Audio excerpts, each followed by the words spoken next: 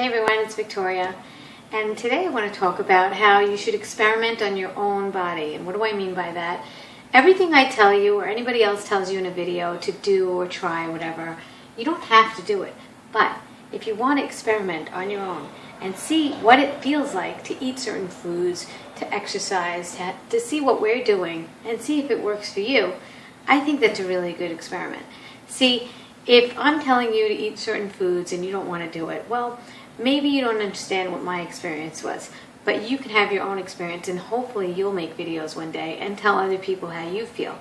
Now, what I mean is that if it resonates with you, whatever it is that resonates with you, take whatever you can, extract what everybody is telling you in the internet, on YouTube, wherever you're reading it from, wherever you're getting your information from, and see what works for you. In other words, if fruit doesn't work for you, then don't do it. But if fruit does work for you, you can actually see how, you can go further and further and further and see what it does to your body. For me, when I start eating foods that are not fruits or vegetables, I feel it and I pay a price. And each time I do it, I see how I feel afterwards. I don't feel optimal. I start getting shaky, nervous. I want to let it out. It's a toxin. Don't underestimate other things that you do, like taking a walk really helps. Don't say it's all or nothing. I used to be in that mindset sometimes when I would go off my diet. I would say, oh, you know what, today's a wash. Forget it. No, it's not a wash. You could still, there's another hour, there's another 2 hours later, there's other things that you can do to reverse it. Now, when I eat badly, I feel tired, so mentally and physically, I don't feel like doing anything. And that's why I do things slower after I eat a bad meal. I don't say it's a wash completely, but I say it's a wash right now.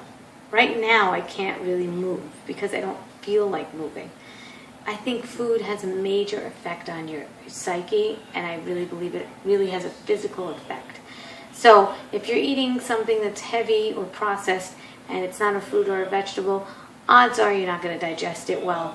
Odds are you're not going to digest it in the fast, quick time that a fruit will be digested in, and so your body's going to feel more sluggish, and you're going to feel like not wanting to do as much. You're going to feel more lazy, and your brain is going to get foggier. You're not going to have more energy, and so that's the reason why people eat fruits and vegetables. They feel much better, and they have more time to do things because they take less time to digest their food.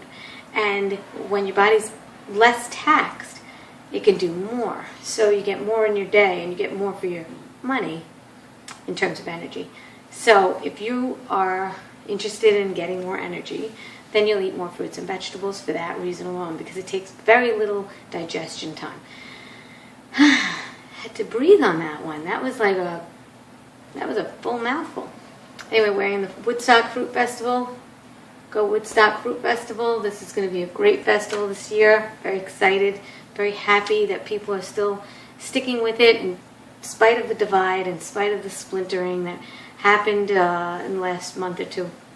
And I think that the community is going to be lasting and going on because so many people really resonate with the fruit lifestyle. And high carb lifestyles are also really good, and if you can keep at it and get more in your community and more people involved, then you'll have a bigger and bigger community to deal with. And with every community, there's always going to be some strife, and there's always going to be some disagreements, and that's fine. As long as you're on the same page and you really want to try to get people on a healthier path, I think that's a very good thing. No matter how many fruit festivals or how many different festivals that are health-oriented, I say the more the merrier. I think it's great. Another message, don't underestimate a walk. Go for a long walk, go for a short walk. It will do wonders for your brain. I went for a bike ride with my kids for about 40 minutes. We loved it. Just went around the loop in our area. It was a few hills and just, got the blood pumping. Then I did some plyometrics, and I really felt, very, very content afterwards. I didn't do too much today, and I felt very good.